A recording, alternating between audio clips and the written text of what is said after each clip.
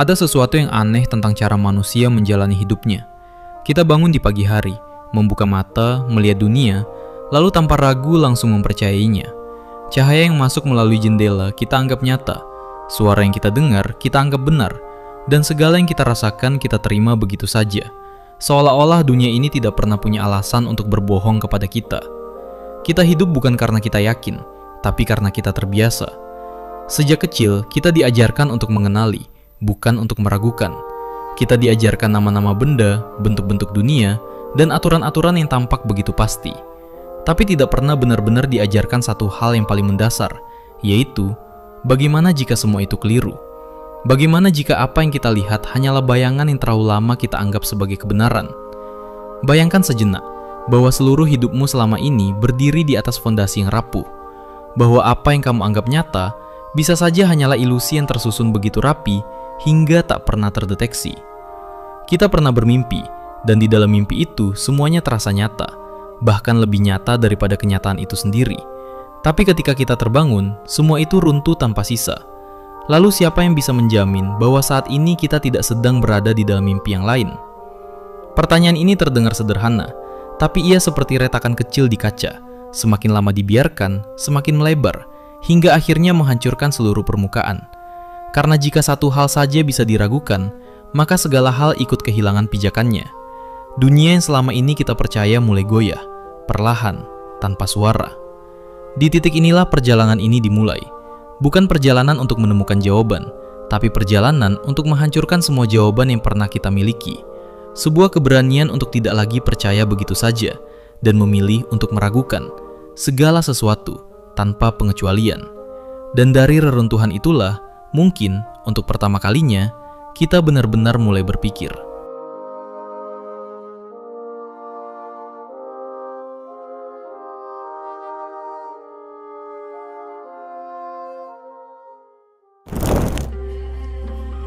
Perjalanan ini tidak dimulai dengan jawaban, tapi dengan kehancuran.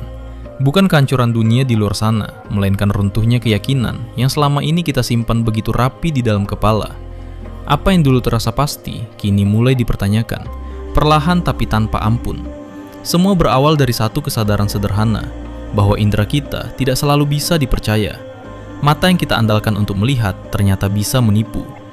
Bayangan tampak bergerak, padahal yang bergerak hanyalah cahaya. Jika dalam hal kecil saja indera bisa keliru, lalu bagaimana kita bisa yakin pada hal yang lebih besar? Namun keraguan tidak berhenti di situ. Ia berkembang, menjadi lebih dalam, lebih gelap. Karena bahkan ketika kita merasa benar-benar terjaga, kita tidak pernah punya bukti mutlak bahwa kita tidak sedang bermimpi. Dalam mimpi, kita juga melihat, mendengar, merasakan. Semuanya tampak nyata, sampai akhirnya kita terbangun dan menyadari bahwa semua itu hanyalah ilusi. Tapi apa yang menjamin bahwa saat ini kita tidak sedang berada di dalam mimpi yang lebih panjang, yang belum sempat kita sadari? Di titik ini, realitas mulai kehilangan batasnya. Yang nyata dan yang semu bercampur tanpa garis pemisah. Dunia tidak lagi berdiri kokoh seperti yang kita kira, melainkan menggantung, rapuh, seolah bisa runtuh kapan saja. Dan seolah itu belum cukup, muncul satu kemungkinan yang lebih mengganggu. Bagaimana jika ada sesuatu, entah itu kekuatan, entah itu entitas, yang secara sengaja menipu kita? Sesuatu yang membuat kita percaya bahwa 2 tambah 2 adalah 4, bahwa dunia ini ada, bahwa kita memahami sesuatu, padahal sebenarnya semua itu salah. Sebuah ilusi yang begitu sempurna, sehingga kita tidak pernah menyadari bahwa kita sedang ditipu. Jika kemungkinan itu ada, sekecil apapun, maka tidak ada lagi yang bisa kita pegang. Matematika, logika, bahkan hal-hal yang paling dasar sekalipun ikut terseret ke dalam jurang keraguan. Tidak ada lagi tempat yang aman bagi kepastian. Dan disinilah titik paling ekstrim itu tercapai. Sebuah keadaan di mana segala sesuatu diragukan, tanpa sisa. Dunia luar, tubuh, bahkan kebenaran yang paling sederhana, semuanya runtuh.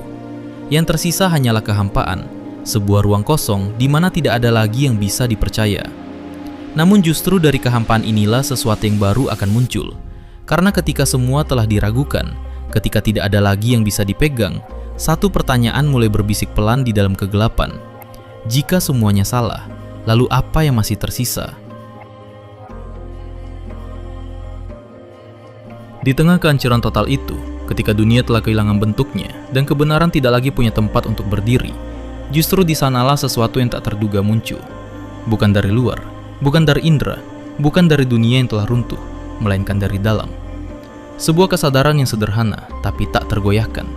Karena meskipun semuanya bisa diragukan, satu hal tetap tidak bisa disangkal, bahwa ada sesuatu yang sedang meragukan. Ada sesuatu yang sedang berpikir, mempertanyakan, bahkan menyangkal. Dan sesuatu itu tidak mungkin tidak ada. Jika aku meragukan, maka aku berpikir. Dan jika aku berpikir, maka aku ada. Sebuah kepastian yang lahir bukan dari keyakinan, tapi dari keraguan itu sendiri. Sebuah fondasi yang tidak dibangun di atas dunia, tapi di atas kesadaran akan diri. Dunia bisa saja ilusi, tubuh bisa saja palsu, tapi fakta bahwa aku berpikir adalah sesuatu yang tidak bisa dipalsukan. Untuk pertama kalinya, di tengah kegelapan total, muncul satu titik cahaya, kecil tapi absolut, tidak bisa dihancurkan dan tidak bisa diragukan. Sebuah kebenaran yang berdiri sendiri, tanpa membutuhkan apapun di luar dirinya. Dan dari titik inilah, semuanya akan dibangun kembali.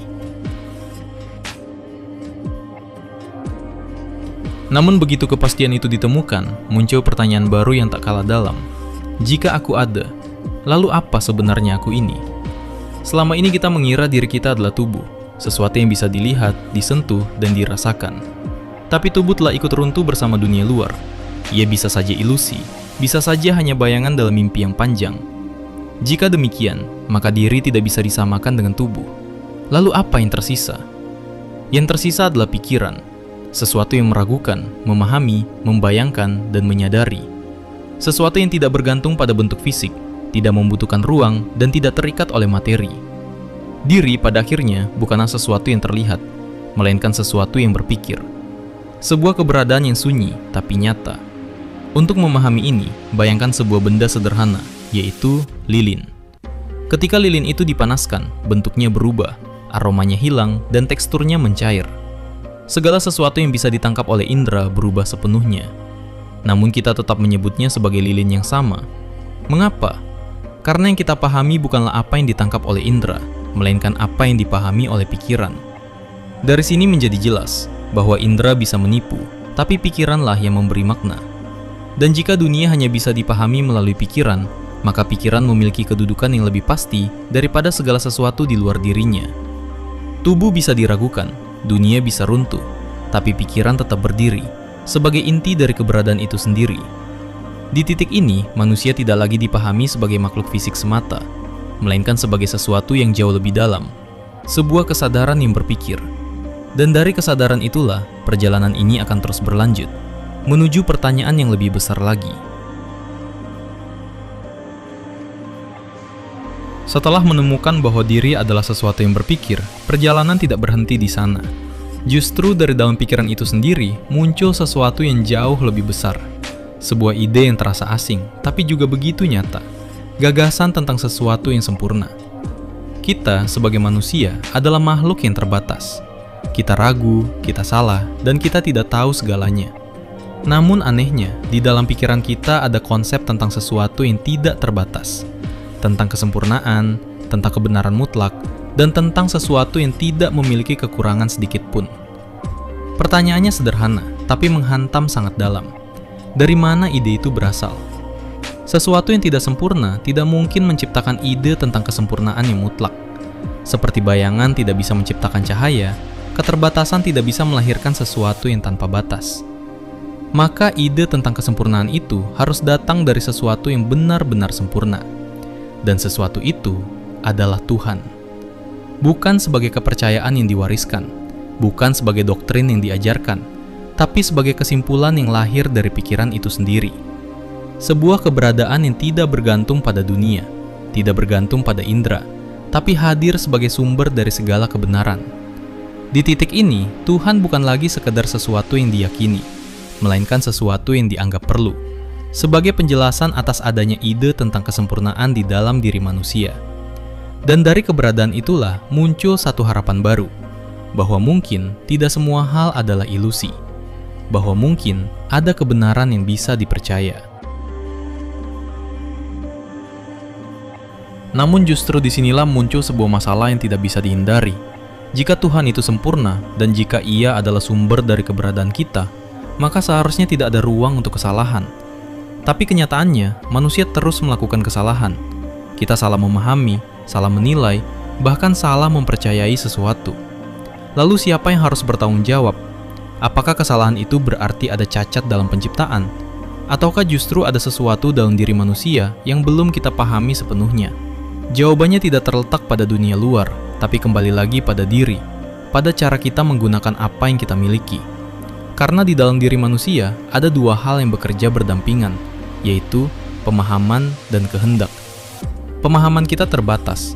Kita tidak mengetahui segalanya, tidak melihat segala sesuatu dengan jelas. Tapi kehendak kita jauh lebih luas. Kita bisa memilih, menilai, bahkan memutuskan sesuatu, bahkan ketika kita tidak benar-benar memahaminya. Dan di sanalah kesalahan lahir. Kesalahan bukan terjadi karena kita diciptakan tidak sempurna, tapi karena kita melangkah lebih jauh dari apa yang kita ketahui. Kita membuat keputusan di wilayah yang masih gelap, menganggap sesuatu benar sebelum benar-benar memahaminya. Seolah-olah kita berjalan dalam kabut, tapi tetap bersikeras menentukan arah. Di titik ini, menjadi jelas bahwa kesalahan bukanlah bukti bahwa kebenaran tidak ada, melainkan bukti bahwa kita belum cukup hati-hati dalam mencapainya. Bahwa kebenaran tetap ada, tetapi hanya bisa ditemukan ketika kita menahan diri, ketika kita tidak terburu-buru mempercayai sesuatu sebelum benar-benar memahaminya dengan jelas. Dan dari sini, perjalanan kembali berubah arah. Dari sekedar mencari apa yang benar, menjadi memahami bagaimana cara agar tidak salah. Karena mungkin, masalah terbesar manusia bukanlah ketidaktahuan, melainkan keyakinan yang datang terlalu cepat. Setelah melewati keraguan, menemukan diri, dan sampai pada keberadaan Tuhan, perjalanan ini mulai memasuki fase yang berbeda.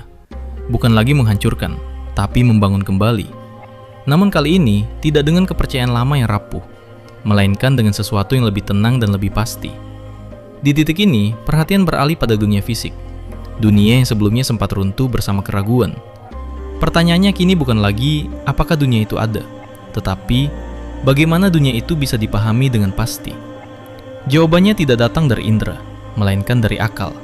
Karena jika indera bisa menipu, maka apa yang benar-benar bisa dipercaya bukanlah apa yang kita lihat, melainkan apa yang kita pahami dengan jelas dan terpisah dalam pikiran. Bentuk, ukuran, jumlah, hal-hal yang bisa dijelaskan melalui matematika menjadi lebih pasti daripada warna, suara, atau rasa yang bisa berubah-ubah. Sebuah benda tidak dipahami karena ia terlihat, tapi karena ia dapat dimengerti. Disinilah dunia mulai mendapatkan kembali pijakannya, bukan sebagai sesuatu yang langsung dipercaya, tapi sebagai sesuatu yang bisa dijelaskan melalui hukum-hukum rasional. Dunia tidak lagi berdiri di atas persepsi, melainkan di atas struktur yang bisa dipahami oleh pikiran. Dan di balik semua itu, kembali muncul satu fondasi yang menguatkan, bahwa kebenaran yang kita pahami dengan jelas dan terpilah tidak mungkin menipu. Karena jika Tuhan itu sempurna, maka Ia tidak mungkin menciptakan akal yang secara mendasar membawa kita pada kesalahan, selama kita menggunakannya dengan benar. Dengan kata lain, kepastian tidak datang dari melihat dunia, tapi dari memahami dunia. Di titik ini, matematika menjadi lebih dari sekedar alat hitung. Ia menjadi bahasa dari kepastian itu sendiri. Sebuah cara bagi pikiran untuk menangkap realitas tanpa harus bergantung pada indera yang rapuh. Dunia mungkin pernah runtuh dalam keraguan, tapi kini ia mulai dibangun kembali. Bukan sebagai sesuatu yang terlihat nyata, tapi sebagai sesuatu yang dapat dipahami secara pasti. Dan dari sini, perjalanan semakin mendekati pertanyaan terakhir yang paling menentukan, yaitu, jika dunia bisa dipahami, apakah itu berarti dunia benar-benar ada? Setelah fondasi rasional mulai terbentuk, pertanyaan yang dulu menghancurkan segalanya kini kembali muncul. Namun dalam bentuk yang lebih tenang dan lebih terkendali. Apakah dunia ini benar-benar ada, atau hanya bayangan dalam pikiran? Kali ini, pertanyaan itu tidak lagi lahir dari kepanikan, melainkan dari kehati-hatian. Karena kita sudah belajar bahwa tidak semua yang terasa nyata benar-benar bisa dipercaya, dan tidak semua yang diragukan berarti tidak ada.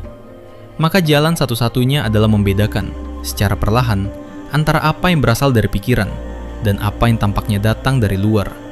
Disinilah muncul perbedaan yang halus, tapi penting, antara imajinasi dan pemahaman. Imajinasi terasa seperti sesuatu yang kita bentuk sendiri. Kita bisa membayangkan wajah yang belum pernah ada, tempat yang tidak pernah kita kunjungi, atau bentuk yang tidak mungkin ada di dunia nyata. Imajinasi fleksibel, mengikuti kehendak kita, seolah-olah ia hanyalah bayangan yang kita kendalikan. Namun tidak semua pengalaman bekerja seperti itu. Ada hal-hal yang datang tanpa kita undang, sensasi yang tidak kita pilih, suara yang tidak kita ciptakan, rasa sakit yang tidak bisa kita hindari hanya dengan berpikir. Ada sesuatu yang memaksa dirinya hadir dalam kesadaran kita, seolah-olah berasal dari luar, bukan dari dalam. Dan dari sinilah muncul dugaan pertama, bahwa mungkin ada sesuatu di luar diri kita yang menjadi sumber dari pengalaman-pengalaman itu. Namun dugaan saja tidak cukup, karena sebelumnya kita sudah mempertimbangkan kemungkinan adanya penipuan yang sempurna. Maka pertanyaannya menjadi lebih dalam. Apakah kita bisa mempercayai bahwa apa yang datang dari luar itu benar-benar berasal dari dunia nyata? Di titik ini, peran Tuhan kembali menjadi penting. Jika Tuhan itu sempurna dan tidak menipu, maka kecenderungan alami kita untuk mempercayai bahwa sensasi berasal dari dunia luar bukanlah kesalahan yang sengaja diciptakan. Artinya, meskipun indera tidak selalu akurat, mereka tidak sepenuhnya menyesatkan. Dengan kata lain, dunia luar kemungkinan besar memang ada. Namun kepastian ini tidak sama seperti keyakinan lama yang naif. Dunia tidak lagi diterima begitu saja hanya karena ia terasa nyata.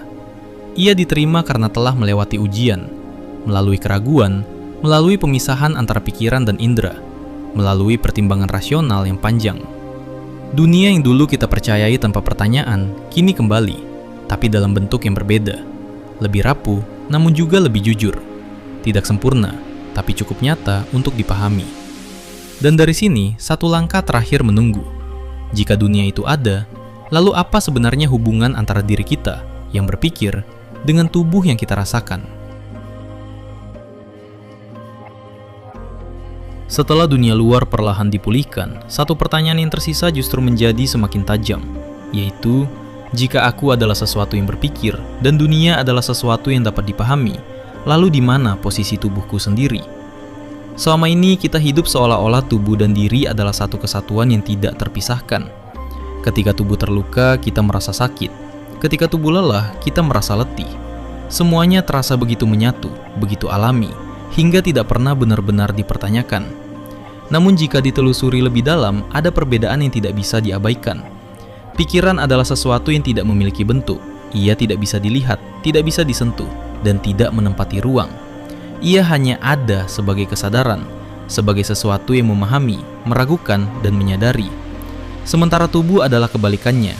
Ia memiliki bentuk, ukuran, berat, dan keberadaan dalam ruang. Ia tunduk pada hukum-hukum fisik, bisa berubah, bisa rusak, bahkan bisa hilang. Dua hal ini begitu berbeda, hingga sulit untuk benar-benar menyebutnya sebagai satu hal yang sama. Dan dari sinilah muncul satu kesimpulan yang tidak terhindarkan, bahwa pikiran dan tubuh adalah dua jenis keberadaan yang berbeda.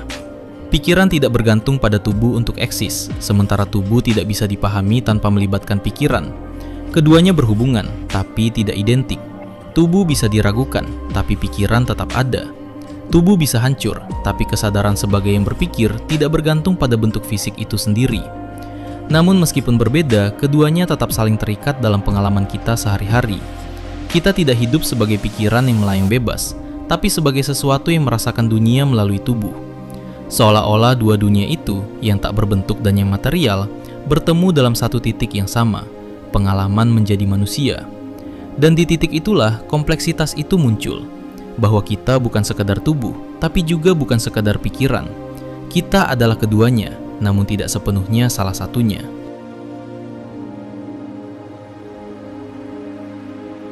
Perjalanan ini pada akhirnya membawa kita kembali ke tempat yang sama, ke dunia yang kita tinggali sejak awal. Namun kali ini, kita tidak kembali sebagai orang yang sama. Dunia yang dulu kita terima tanpa pertanyaan, kini telah melewati proses panjang, diragukan, dihancurkan, lalu dibangun kembali. Apa yang tersisa bukanlah keyakinan lama, melainkan sesuatu yang lebih sederhana, tapi jauh lebih kokoh.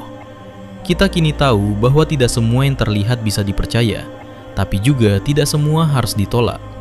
Dunia memang ada, namun ia tidak hadir sebagai kebenaran mutlak yang langsung bisa kita genggam. Ia hadir sebagai sesuatu yang harus dipahami, melalui pikiran, melalui kehati-hatian, dan melalui kesadaran akan keterbatasan kita sendiri. Kesalahan tidak lagi menjadi sesuatu yang memalukan, tapi sesuatu yang bisa dijelaskan. Kita salah bukan karena dunia sepenuhnya menipu, tapi karena kita terlalu cepat percaya. Karena kita melangkah sebelum benar-benar melihat dengan jelas. Dan dari sini, cara kita memandang realitas pun berubah. Kita tidak lagi hidup sebagai penerima, tapi sebagai penilai. Tidak lagi sekedar melihat, tapi juga mempertanyakan. Tidak lagi hanya percaya, tapi memahami. Dunia tetap sama, langit masih di atas, tanah masih di bawah, suara masih terdengar, cahaya masih terlihat. Tapi cara kita berdiri di dalamnya telah berubah. Karena sekarang, kita tidak lagi berdiri di atas kebiasaan, melainkan di atas kesadaran.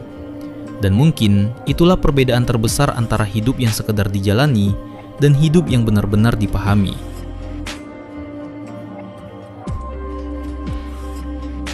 Pada akhirnya, perjalanan ini tidak benar-benar mengubah dunia.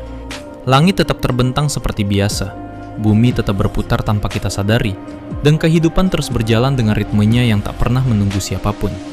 Tidak ada yang tampak berbeda, kecuali satu hal yang paling penting, yaitu cara kita melihat semuanya. Kita memulai dari keyakinan yang utuh, lalu menghancurkannya tanpa sisa. Kita meragukan apa yang selama ini dianggap pasti, bahkan mempertanyakan realitas itu sendiri.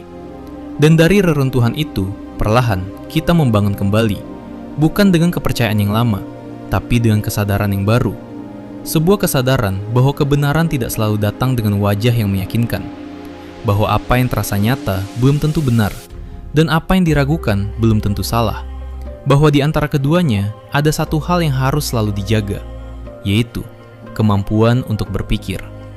Karena pada akhirnya, manusia bukanlah makhluk yang sekedar melihat dunia, tapi makhluk yang menafsirkan dunia. Kita tidak hidup di dalam realitas yang murni, tapi di dalam pemahaman kita tentang realitas itu sendiri. Dan pemahaman itu bisa keliru, bisa bias, dan bisa menyesatkan jika kita tidak pernah benar-benar mengujinya. Di dunia hari ini, di mana informasi datang tanpa henti dan kebenaran seringkali tenggelam di antara suara yang paling keras, pelajaran ini menjadi lebih relevan dari sebelumnya. Kita tidak kekurangan jawaban, kita hanya terlalu jarang mempertanyakan. Dan mungkin itulah inti dari semuanya. Bukan tentang menemukan kebenaran yang sempurna, tapi tentang memiliki keberanian untuk meragukan, kesabaran untuk memahami, dan kejujuran untuk mengakui bahwa kita bisa saja salah. Karena disitulah manusia benar-benar menjadi manusia, bukan ketika ia percaya, tapi ketika ia berpikir.